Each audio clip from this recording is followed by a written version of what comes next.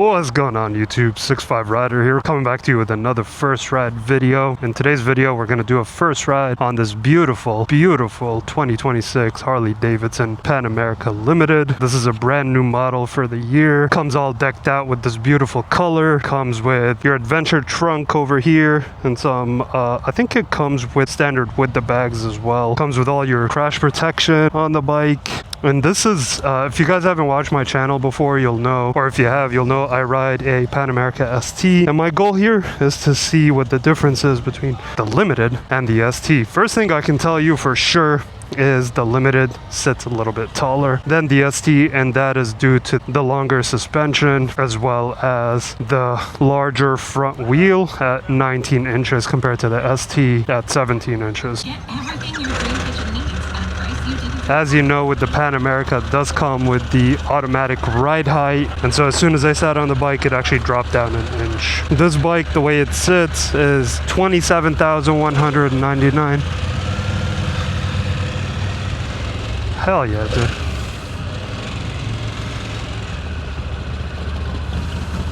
Yeah, hell yeah. Feels like you're sitting in a very familiar place, but also different from the Pan America ST in that it's a little bit taller and just more stiff somehow. I don't know why the ST feels a little bit more relaxed. I guess because it is a little bit shorter. At 6'5", 275 pounds, I am able to flat foot this bike at a standstill. Man, I love this bike. The Pan America is just like, not gonna lie, like one of my favorite Harleys. This one is all decked out, so it's a little bit heavier than your Pan America ST. This one sits at, it looks like 661 pounds, fully fueled up. Unlike your typical Harley, the Pan America, along with plenty of the other Revolution Max motorcycles, have their turn signals like a sport bike. Right here on the left-hand control, you can go left or right, compared to a typical Harley where like your right turn signal will be on your right side and left would be on the left side. The bike does come equipped with a quick shifter, means you can shift up, and an auto blipper, meaning you can shift up and down without having to use the clutch as long as you're engaging the throttle. It does come standard with heated grips, you'll see here on the left side. You got the modes here to change your trip information, your range. It does come with a 6-gallon tank. You have your cruise control here, and then you have this to control basically all the different menus that you have on the bike. You can see your TPMS, and then you have your horn, and you have your turn signals as mentioned. On the right hand side, you have your starter, you have your modes button, your hazard lights, and then you can control your music. If you have a headset connected, like a car door or something connected to the bike, you can actually control your music directly here, and you'll be able to actually see the name of the song and your volume level and everything right on the screen. You can also turn off your traction control here, and you can do some voice commands here on the right side. You have 3 levels of your heated grips. You get the highest level, medium, and then lowest. We don't need it today, it's like 85 degrees. On the screen, it's great because you get a lot of information. You get your range, your trip A, trip B. You got all your temperature information, so the outside temperature plus your engine temperature, and then your battery voltage, as well as your fuel range, and then the time. And if you had your phone connected here, it would show the music that you're listening to. It does come with an adjustable windshield, so you can raise it up, or you can bring it down, which is really cool. I wish the ST had that feature. It's very helpful, especially like on days where you want some wind, you can put it down, and then days you don't want the wind, you're spending the whole day on the highway, you can raise it up.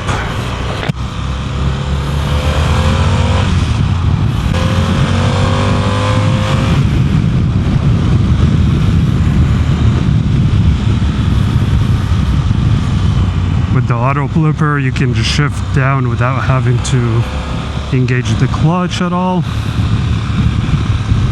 which is something that I frequently use on my ST.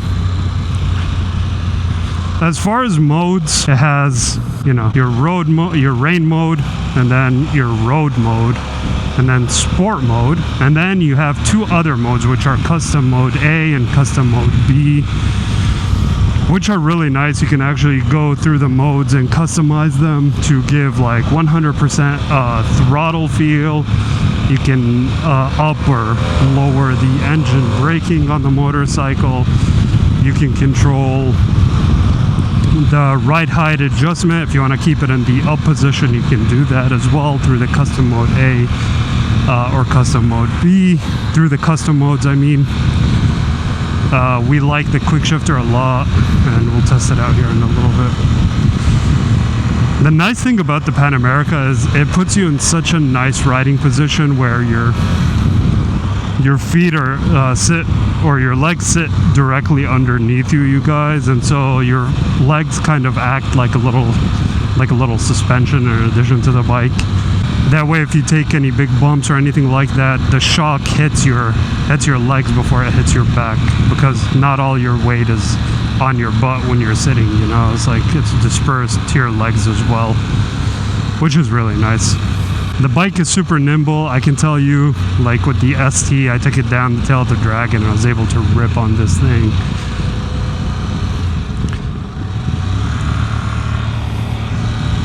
I'm guessing, and I'm not sure, you guys can correct me on this, but I'm guessing that they replaced the CVO Pan America with the Pan America Limited, because I don't think there's a CVO Pan America in 2026. But yeah, I'm not mad about it. It looks great. It's like a limited bike. This one, what's cool about this, it actually comes standard with the steering damper. On the ST, it doesn't come with it. I actually had to buy the steering damper and throw it on there, which was kind of annoying. I love the quick shifter though.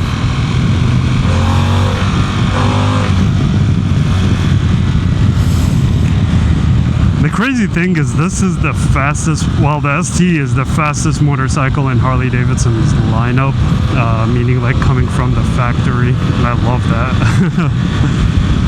Wind protection, it's pretty good. Like this, I was feeling a lot of wind, so you just lift up the windshield, the adjustable windshield, and just like that, boom, no wind. Although I did notice that with the high position, I do get some buffeting, whereas on the lower position, it's like clean wind hitting me and no buffeting at all. The seat, so this is the stock seat. It's the same one that comes with the regular, the Pan America Special. There's nothing different about it.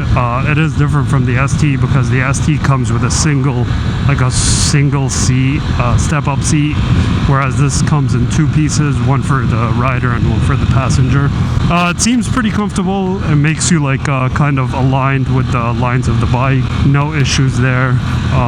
Whereas on the ST, it's kind of more in a aggressive position, so you're kind of hunched over a little bit, leaned over forward, because it's a more aggressive riding position.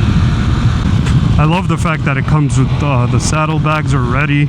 It comes equipped with standard auxiliary lights, tubeless wheels, which is nice. The quick shifter, the factory engine guards, which is nice. But all of that like kind of adds a little bit of weight. Like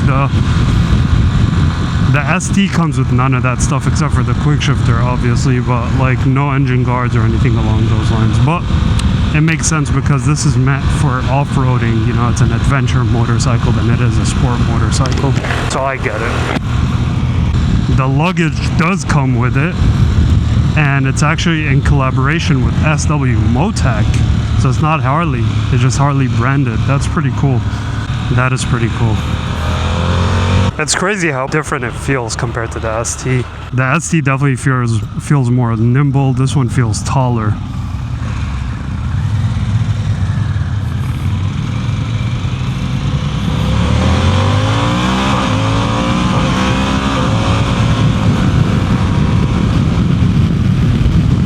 Same quick shifter issue that I have on my ST. I don't know if you guys noticed that, but I tried to shift from second to third and it kind of got stuck there. That is an issue that I faced with my Pan America ST, and I guess Harley did not fix that for 2026. It's a fast ass bike though, bro.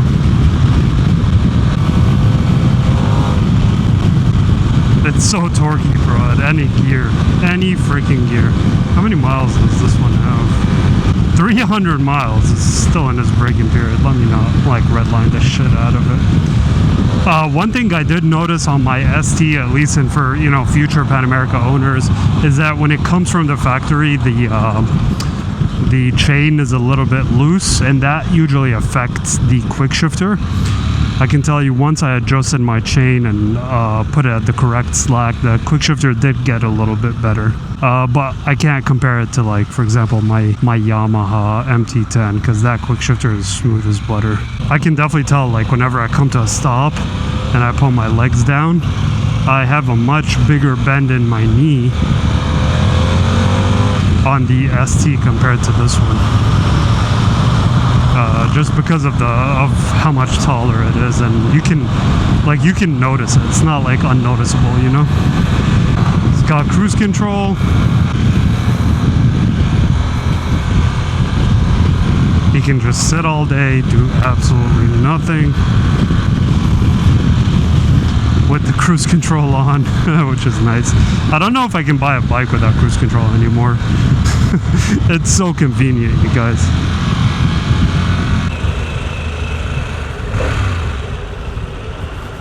It's way too quiet compared to mine. I've always wondered about these little fairings over here, if they would help on mine with the wind as well. Oh, interesting. These are manufactured in Mexico compared to the STs. The STs are manufactured in Thailand. Oh, and then this one comes stock with the tank grips. Huh. They're Harley Davidson branded tank grips too. The ST does not come with those. I like this over here. Pan America Limited. 660 pounds. Fuel capacity 5.6 gallons. $27,199. With the billet gray being at $26,500. I like it. I like these little hand guards too. You can actually disconnect them. They make it that way where if you're going off-road and you crash or something, your hand doesn't get caught here in the crash guard, and allows you to, like, actually break through them, if that makes sense. I get it. Smart idea. No illuminated controls. That sucks. I typically like seeing that. I wonder how you can turn on your auxiliary lights that are at the front. There has to be a button for it.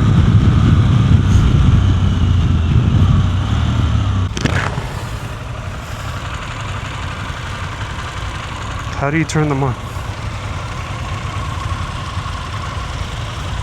Oh, they are on. They're part of the high beams, which is pretty cool. I'll give you guys a quick walk around on it once we're back and parked at the dealership here. We got one more straightaway that we can rip the bike on a little bit. Alright, hold on to your horses.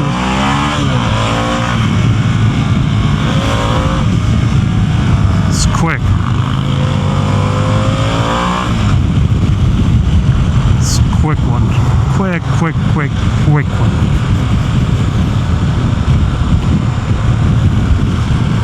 There's no difference in the bars or the riser height between this and the regular Pan America ST. With my bike, I actually got longer risers and a shorter bar, just because I wanted to have that Street Fighter look on the bike. One cool feature about this bike, and I have this on my ST as well, is if you hold, it has something called hill assist. So if you hold down your brake lever for a few seconds, look at this. You have the hill assist. It doesn't move. It doesn't go up or down. It doesn't move forward or backwards. I mean, it just controlled. It's like braking, which is perfect, especially if you're like on a hill or something, and in order to disengage it, you just go first gear and then you just roll the throttle, which is pretty nice.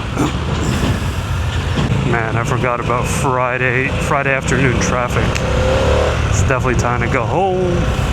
But yeah, I'll meet you guys at the dealership right here, and let's do some we'll do a quick walk around. I want to see those lights in action. Here it is. I just want to show you guys the lights.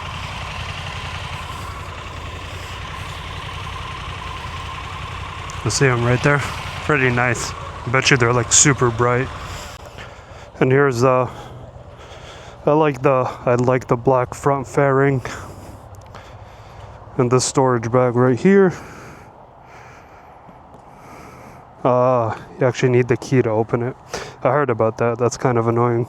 You need the key to open it. What's up, bro? Good?